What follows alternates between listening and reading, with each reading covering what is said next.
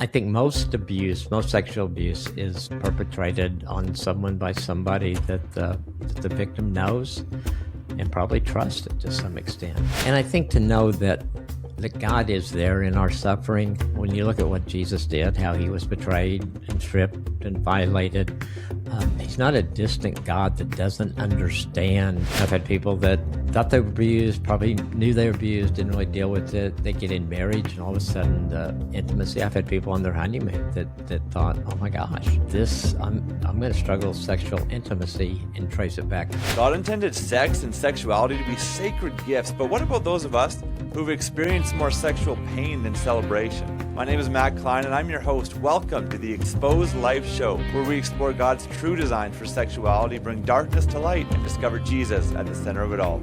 Let's go. We're here with Dr. Kim of Awesome Marriage. It's such an amazing marriage ministry. They have such a good platform on YouVersion, on the Bible app, on social media, and just so many courses and resources. And we're blessed to partner with you guys. So Dr. Kim, thanks for being on here today. Great. It's great to actually, you have a course with us on Awesome Marriage University, and you guys, we've connected over the years, and it's great to be here. It's great to spend some time with you, obviously. Yeah. It's an honor to do that with you. Marriage Undefiled for couples going through, dealing with sexual sin and pornography, and how do you heal from that and recover? So we can find that at Awesome Marriage. But yeah, today we're going to talk about sexual abuse, which we know is a heavier topic for some. Some people are aware of what has happened in their past. Some people are not aware of what's happened in their past. Yeah. And the Lord wants to bring healing to the things that he wants to heal. And we just know that this is a heavier topic, but we pray that God will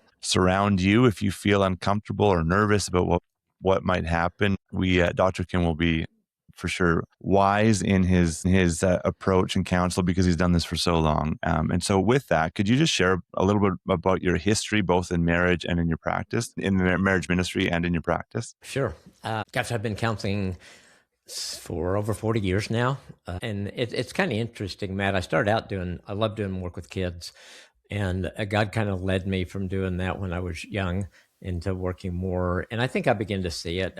God was kind of saying, you're doing a great job with kids most of the time, but you see what's going on with the parents. And that's kind of where he was moving me. And so still see a few kids because I love seeing them, especially teenagers.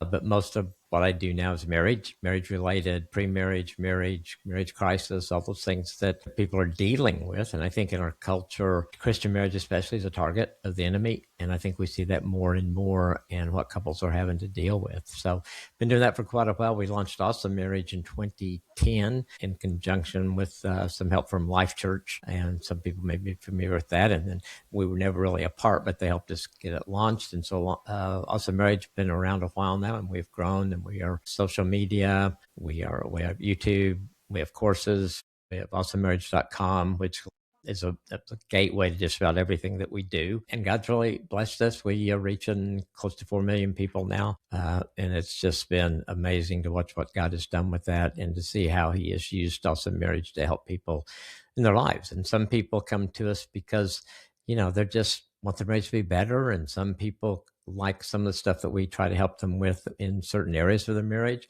And then some people come because they're in crisis, and they're thinking, I don't know if we're going to make it or not. And we want to see what you guys can do to help us. And so it's been a fun ride. I still see doing more things with it. So we're just kind of continue to try to follow him and do what he asks us to do. Amazing. That's awesome. You have such a good team, and your social media is not just great and deep, but it's also entertaining. You have some good content on there. So. Yeah, sometimes they say, and I think, I really want to do that, but I do, and it's really, I think Nancy and I've got to where we will have fun doing it. And so the funny things are, we enjoyed getting that chance to do some things and act silly. And I was actually wondering that last week. I'm like, was it Nancy that made him do that, or was it somebody on your team that came up with that idea? I don't know what the short was. I think they conspire against me. Is what happens. Somebody come with an idea, and then they'll get Nancy, and Nancy brings it out in me. So she kind of directs, or kind of says, "Hey, this is what I want you to do in this." And so, yeah, our wives can get us to do things. Absolutely, yeah. Yes, yeah.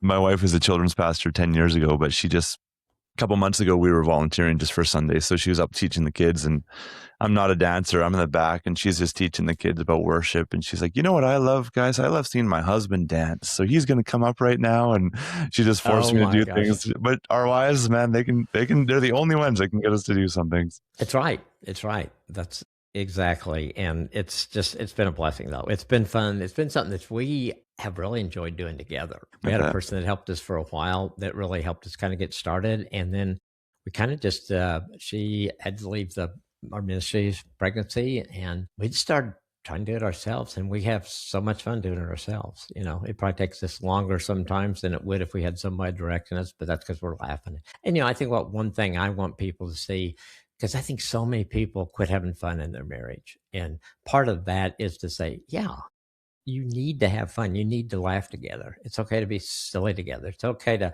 ask your husband to dance in front of a bunch of kids, because that's a story that you guys will remember forever.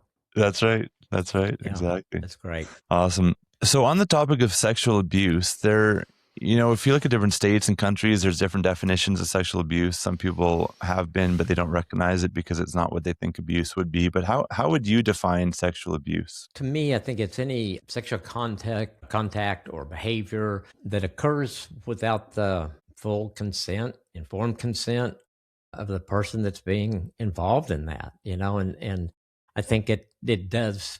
Probably the laws are different because it's so broad in so many different areas. So I think I think it needs to be. I think if it's a child will never. To me, that's an absolute. I don't care. And you just see kids manipulated, all kinds of stuff. And so to me, anything that's done in any way toward a child or exposed toward a child is sexual abuse. It's just. And I think people use power to do that. And I think people need to know that abuse doesn't have to be something that is violent, something like that. I think we, from maybe TV or movies, we kind of associate it with that. But it's any time that someone does something sexual towards someone without their consent. And so I think that's where some of the confusion comes in, because, some kids are young when that happens. And so an adult, and usually it's adult they trusted, and they're telling them that this is okay, that kind of thing. And so there's a lot of confusion comes with that. And I think that sometimes they feel like someone feels like it's their fault. I've talked to women who thought, well, yeah, maybe I shouldn't have worn that or something like that. And I said, no, yeah, you can decide what you want to wear, but that person crossed the line. That person did something that they didn't have the right to do. One thing I've done with some women that just have struggled, like maybe they were abused when they were 7 years old, say, as an example, and they just still are feeling like if something was their fault. So what I've had some of them do is I say, when you go to church Sunday, go to the 7-year-old little girl class, and you look in there and you see yourself as a 7-year-old little girl. Would you see any of those little girls and think it was their fault? And I think that helps them get past this thing that's been in their mind that somehow it's their fault, because it wasn't, things like that. But yeah, I think most sexual abuse is perpetrated on someone by somebody that the victim knows and probably trusts to some extent. And that complicates it all the more, in my opinion. You got somebody that's a family member, somebody that you trusted or your family trusted, and all of a sudden they're doing something inappropriate to a child or a teenager, and that's wrong. So, and like you say, I mean, a lot of people think that it's just the violent abuse. I used to think that that's what sexual abuse was. It's like rape. It's the violent stuff where there's this huge malicious intent. They're going to hurt somebody, but it's not always that. And we don't want to look around every corner to find a demon. Like there's, we're not making something where there's not, but at the same time, we have to recognize what it is. And I think it's important to name it. So when there's that abuse that is not malicious, what kind of impact could that have on somebody? Because that's harder sometimes to identify than the real malicious, violent abuse. Yeah, because I think that's where we see, in the violent things where you see it affecting someone's body and all that.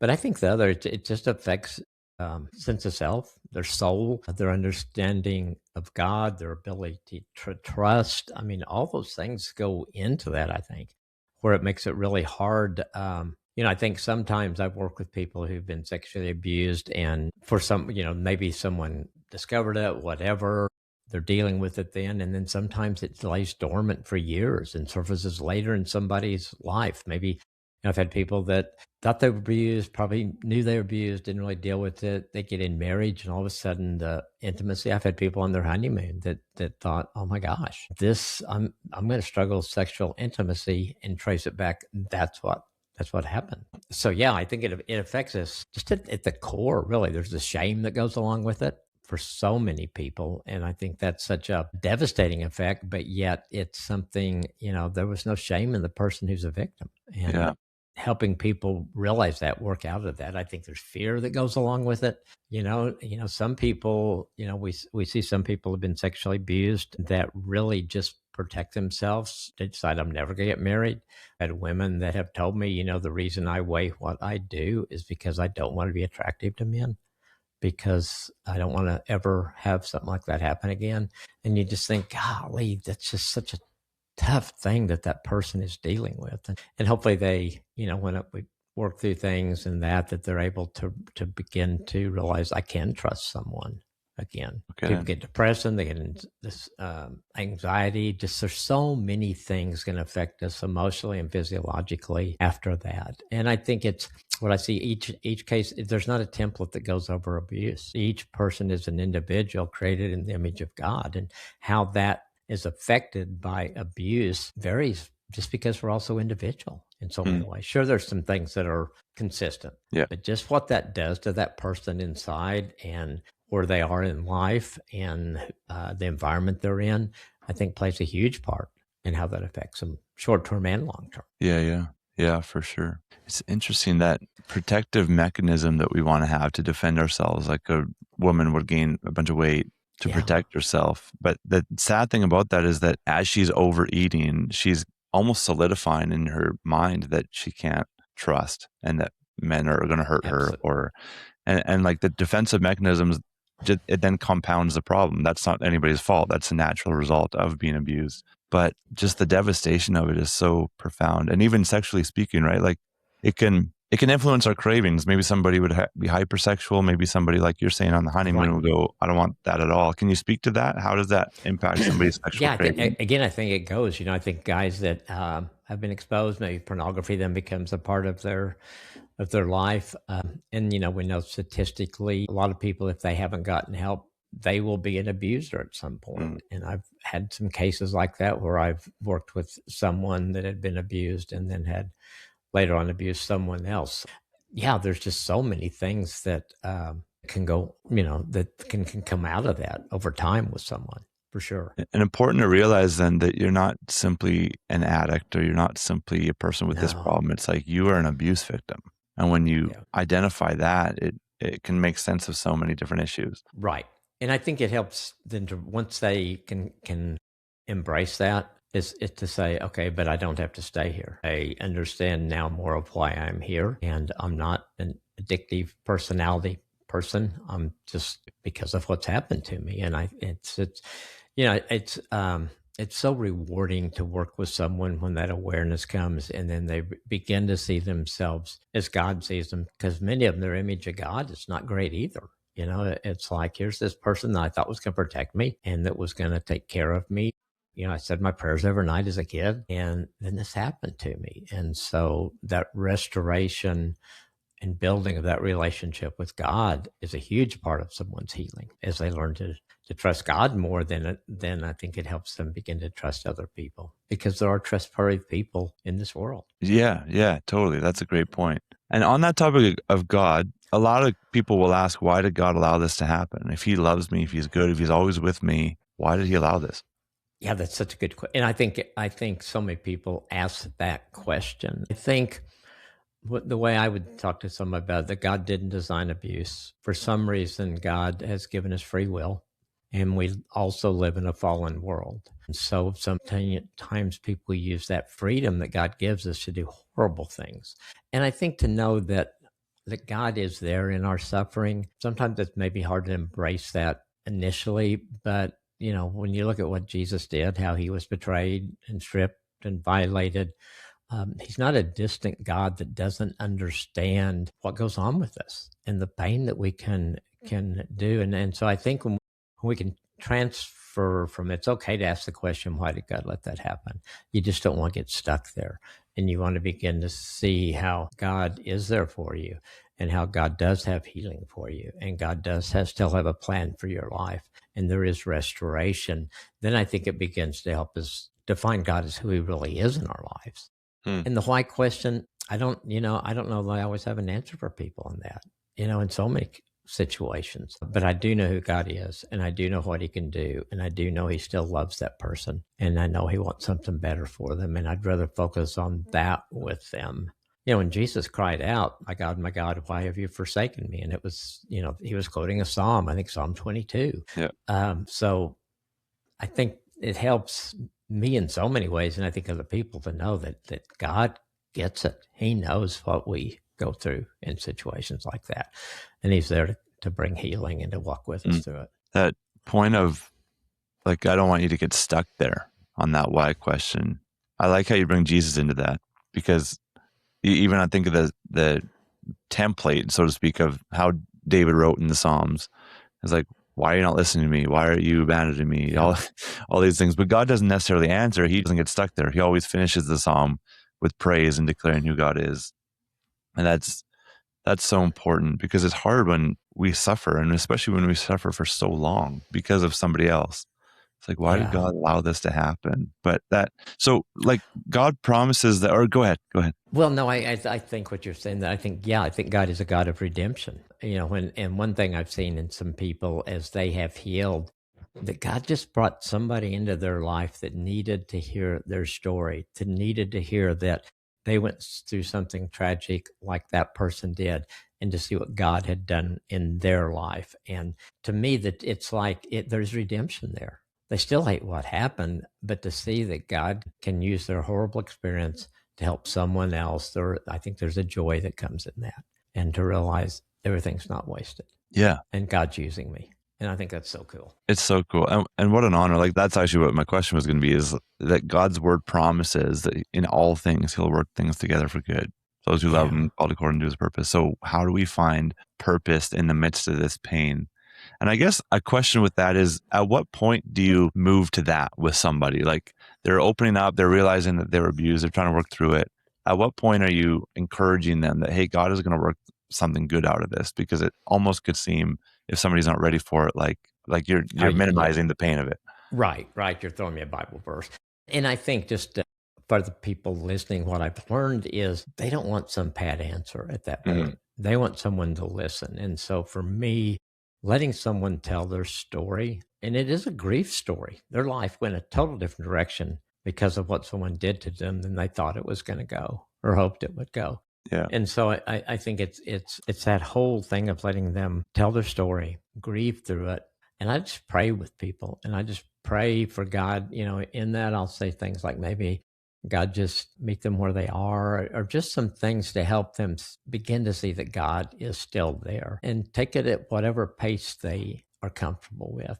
Because I think it's easy. And I think even in the church, I mean, I've had people, we have a lady that we've known, and she was abused by a priest at a pretty young age, and her mother wouldn't do anything. Wow. It's like, we don't challenge what the priest says. Wow. And so then you get spiritual abuse on top of the sexual abuse. And then I think you get well-meaning Christians that just don't know what to do. And so sometimes we say things that just aren't helpful at all. Yeah. Like, it'll be okay, or it wasn't that bad, or, things like that just aren't very helpful at all. And what I tell people, if they have a family member that's gone through that, I said, just listen. I said, they just listen and tell them you're sorry, be there for them. Those are the things that help bring healing and help rebuild trust, because now you've got somebody that's caring enough to spend the time with you, to listen to you. And I think that, to answer your question, I think that's the process. And then to begin to say, to help them, sometimes it'll be like, describe God to me. And we'll do that. And then maybe we'll pick a verse and say, well, what do you think? Like, Psalms are so good, because David can get pretty animated toward God. And then at the end of the Psalm, he's just like, you're my God. And helping them see that people in the Bible got upset with God, or lashed out at God or didn't understand what God was doing. And to realize that there are truths there that are applicable to them in their life and what they're going through at that time. Hey, I'm just popping in here mid-episode to say I hope you're loving this content. And if you have a desire for healthy sexuality in your own life, like this video and subscribe to the channel to keep this content flowing. Now let's get back to it. Yeah, that's so true. It's so good. Can you speak? Yeah, it is. Yeah. I'm just thinking when you're talking about people's responses and just listen, I'm thinking of various circumstances where people have said that they were guilt tripped because of it. Like, I told you should never have been in that situation, or well, look at what you were wearing, or like you were a man and you let a woman abuse you, like you're bigger than her. Why would you ever do that? There's these situations that are not, we're opening up to somebody and they don't know how to respond, and it's not ideal. But one of those is when a female would take advantage of a male. Can you speak to that, specifically to the men that have been in those situations? Yeah, I think that some of the people, a couple people I think of that I'd worked with, it was a babysitter that the family trusted that maybe had been babysitting for them for a period of time and then just did something inappropriate. And I think the same thing goes on with a guy. And, I think the confusion comes because there is something about it that does feel good. Our bodies were designed. And then there's also this thing in their mind that's going, this isn't right. Or maybe there's a fear that comes in there. So they're trying to process all this stuff at one time. And it gets really confusing in there. It's like, it felt good. I'm not supposed to be doing this. I thought I could trust her. Now she's doing this. Do I tell my parents? She told me not to tell my parents. You get all those kind of things that go along. And so I think the worst thing that happens is that child does not tell anybody and is not able to process and get help. And I think men, that's probably not right, Matt. I was going to say men do that more than women, but I think they both a lot of times don't tell just because they don't think somebody's going to believe, or they believe the abuser. But then I think when it's not, then it's going to come out at some time in their life. It may not be till they're married. Maybe when they go through puberty, different times that triggers are going to come out. And what I would say to guys that might be listening to us is, and if that's you, go get some help. Talk to somebody about it. It's okay. There's nothing shameful about that. You were a victim of someone. But I think it gets kind of crossed in our minds when a woman does that to a male child. It seems a little more backward, I guess, because I think most of the stories, what we see and hear about is a male doing that to a younger girl. And so you've got that goes in there too. We're supposed to be sexual guys and we're supposed to blah, blah, blah. And why am I letting that bother me? Or, Yeah, exactly. I heard it said one time that neither are worse than the other, but for a female, it's like on a physical level, it's simply pain. For a male, there is that pleasure that you speak of, where our bodies, like there's an erection or there's an ejaculation, and it's like, well, I liked that, but also it's so confusing. It's not making it worse or better than, both are bad. But there's that confusion aspect for both genders in different ways that we have to identify. Yeah, we're just wired different as male and female. And I think it comes out in so many areas in our lives. And that's one of them. It affects us in some different ways. Yeah. So how does this impact marriages, both from the side of the abused person and the spouse? I think really it's, I think if it hasn't been dealt with, then I think it's going to be more difficult. It's going to flare up. Like if someone is married to a woman and she's been abused and she's never told anybody, and then you do get into, or she thinks I've suppressed this enough and it's okay. Then you get to sex in marriage and the husband knows something's wrong and maybe it's hard for her to even tell him. She's afraid, what is he going to think there's something wrong with me or I'm dirty? All those lies that go on in our mind that the enemy throws at us. So that the sexual intimacy becomes a problem. And so the wife may avoid it. She may shut down. She may let her mind go somewhere else during sex so she doesn't have to deal with it at all. Trust issues come up, and control issues. And, this person, my uncle, I trusted him and he did this to me. I think I trust you as my husband, but I don't know. So there's going to be a lot of things. Maybe some triggers that come up, emotions, they can put some walls up.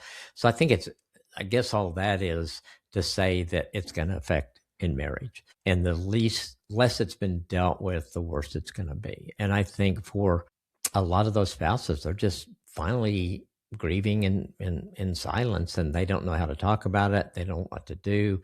And so they shut down or withdraw, whatever.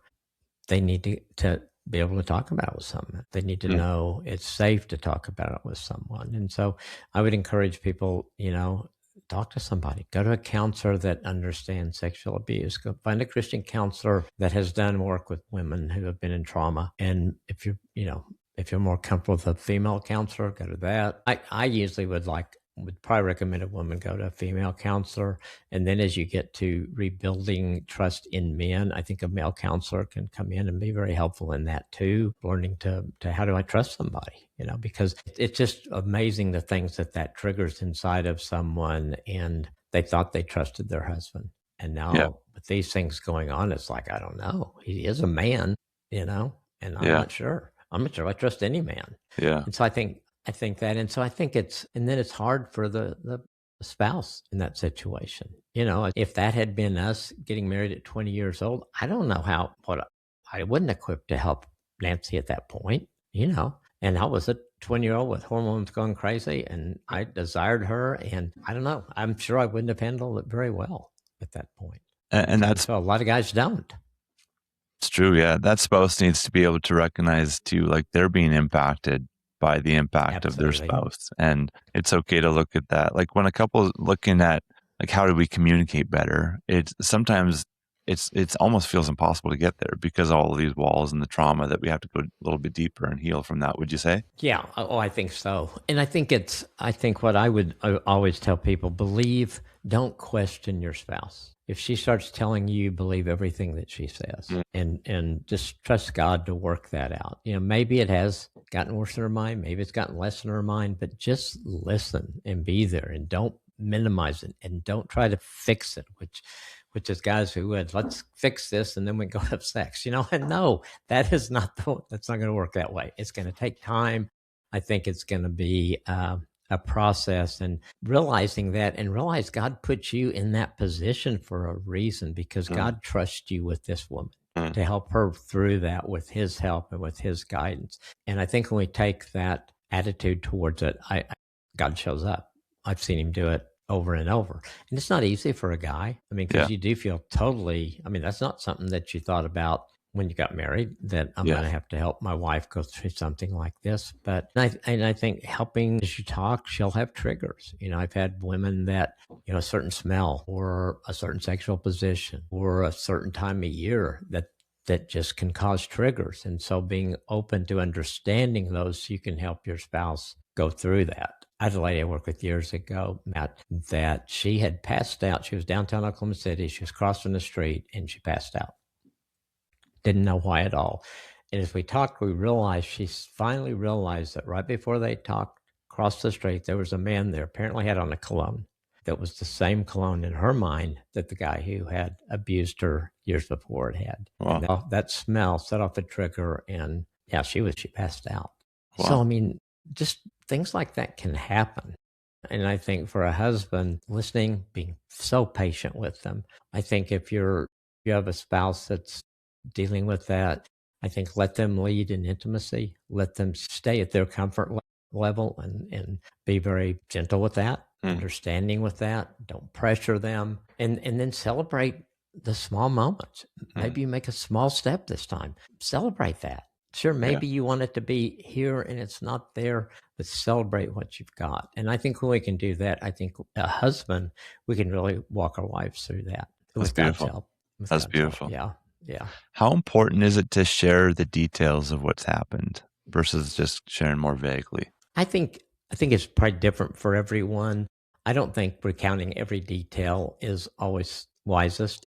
If a woman or a man thinks that will be helpful, I try to caution them. I say, what do you really want your spouse to know? Or what, it was wrong, it was done, it's impacted you. Are the details that important? And if they are to them, okay, then we'll deal with whatever the fallout is from that. So I guess, yes, I think you've got to address what's happened, but I do think it looks different for each person. Yeah. And I don't think you can say, I'll tell everything, or don't tell everything or just tell this.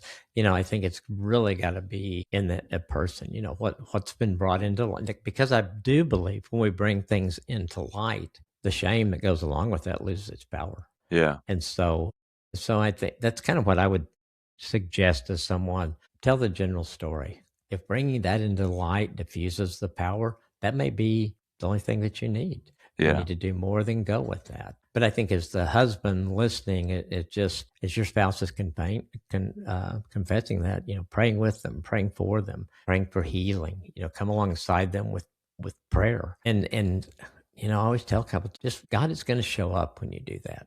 That's awesome. Yeah, I agree. I agree with you. And it's so important to listen to the Lord, right? And like, what is he putting I feel like sometimes he puts a weight on us. Like, I need you to share this. But a lot of people wouldn't know to share the type of cologne that the abuser was wearing, and certain details might come up along the way.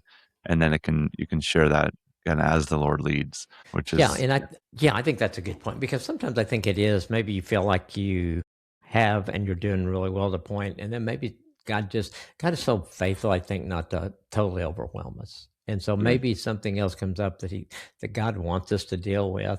That's one thing I always pray with people. I said, surface the things, God, that you want us to deal with. And the other things, just take them away, just heal them. And I've seen God do that. But sometimes there's maybe a time lapse between the things that he brings up. Yeah. And what I've seen too, when he does bring something else up, it's kind of more of a refining. It's not like it takes you back to the bottom again. But it's like, yeah, now I understand why that bothers me. I want to tell my husband that.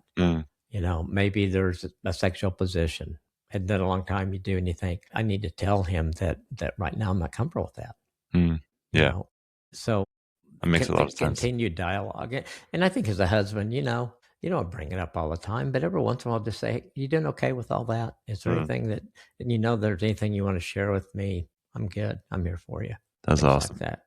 That's awesome. Can you speak, just to kind of wrap up here, can you speak to the way that you lead people through forgiveness? And should they forgive immediately? Is it a process? Is it a one-time thing? Should they forgive the person face to face? Should they not? Yes. I think it's, again, I think there's some individuality with it. Yeah. And I don't always bring up forgiveness early. It's usually, I think, a time to begin to talk about that.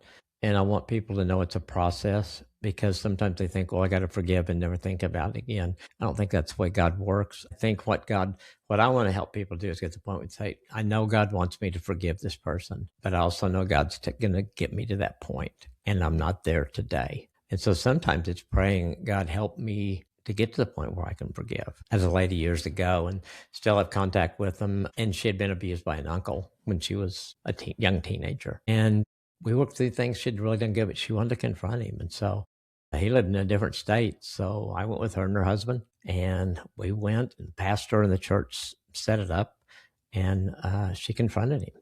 And the guy didn't deny anything, but he didn't admit to anything either. And what she's told me over and over the years was, that was enough. I got to say it to his face. That's all I wanted to do. I wanted to make sure he knew what he did was wrong and how it had affected me. And he's not going to affect me anymore. It was powerful. It was so powerful. So powerful. And so I think she was able to forgive. And so I think you want to go forgiveness, because, the old adage, I think it was Lewis Mead's, when you forgive, you set a prisoner free, and you realize it was you. Because I think when we do hold on to that unforgiveness, it does affect us physiologically, mentally, emotionally. And there's a freedom that comes with finally letting go. And letting go doesn't mean what that person did was okay at all. Forgiving them does not mean that at all. God forgives us. It doesn't say, hey, what you did was okay. He says, I love you enough, I'm going to forgive you. And so you forgive that person. It does not make what they did okay. And it doesn't give them license to do it. It doesn't need those things. It's just, that is really, to me, it's more for you than it is for the other person, because it gives you freedom that you deserve and you want after all of that. And so when, in the early stages of it, I've had people look at me with tears in the eyes and just, I don't think I can ever forgive them. I'd say, okay, God gets that. Let's just go on. Let's continue to process and talk and bring healing. And eventually, I think they see the value in the forgiveness. Yeah. But that is a process. Yeah. Because you don't want someone to say, I forgive you, and then they didn't mean it. Like I did when I'd do something to my sister, and my mom would say, "Tell your sister you're sorry." Yeah, I'm sorry. Yeah. Of course I wasn't sorry. Exactly. Exactly. And then when we forgive but we don't mean it, then it kind of adds a weight, because it's like, well, It did I does. forgive? And maybe I didn't forgive, and it just kind of adds that. So I'm It's with you another on it. layer in there. Yeah, absolutely. Totally. Can you just speak to next steps, whether it's getting counseling, if somebody's listening to this, getting counseling, it's prayer with the Lord, opening up to somebody, maybe you have resources, I'm not sure, with Awesome Marriage, but what could somebody do for next steps? Yeah, I think first is you need to talk to somebody. If you're not in with a Christian, I think you need a Christian counselor to help you through it. And it's okay to interview counselors. You can call and you can say, "Hey, I'm dealing with this. How does this counselor deal with it?" That's fine. I want someone to have at least some trust in me when they walk in the door that they think I can help them in this situation. So I think your spouse needs to be involved in the process. And for the spouse, you don't feel bad because you don't know what to do. Either go to the counseling with your spouse or do your own counseling, whatever that plays out. Sometimes I'll have a spouse come in when we're going through that, if it's okay with the wife, so that he hears it, so he understands more. And I think that just him sitting there listening, I've seen healing take place. And knowing that he's in the counseling room and his job is not to fix it, so he can just sit there and listen. That's a great deal. Prayer, I think prayer is an important part of it. I think support groups are real. There's some really good ones. You want to make sure if you go to a support group and you think, "This isn't for me," that's okay. Find a different one though. Find one because they're not all great, and some of them evolve into things that may not be as helpful. And so you don't want to, if all they're doing is bashing the abuser week after week after week, that's not going to bring healing for you. Yeah. You're wanting to move past that and heal. So those kind of things are really helpful. We have some good resources at Awesome Marriage on forgiveness and things like that. A lot of them do deal though with forgiveness within a marriage with your spouse on different things, because we all have to forgive. But I think the principles are still there. But I think just know it's a journey that you need to go on. You will never regret it. I promise. You will never regret going on that journey. Yeah, it can transform a life. It can transform a life. Yeah. Yeah. Amazing. Well, thank you so much, Dr. Kim. This has been so good and helpful, and I trust helpful for people. It's such good insight, and I love your ministry. So if you want resources, go to Awesome Marriage's website. The link will be in the description. And one thing that we didn't mention early on was your podcast, and your podcast has huge reach, the Awesome Marriage podcast. So I definitely recommend listening to that. But yeah, thank you, Dr. Kim, for sharing today. Thanks, Matt. I appreciate you. If you want to learn how Jesus-centered sexuality can transform your life like it has for so many people, remember to hit that subscribe button. And if you want help with porn or betrayal in your own life, look at the description below for options for your support.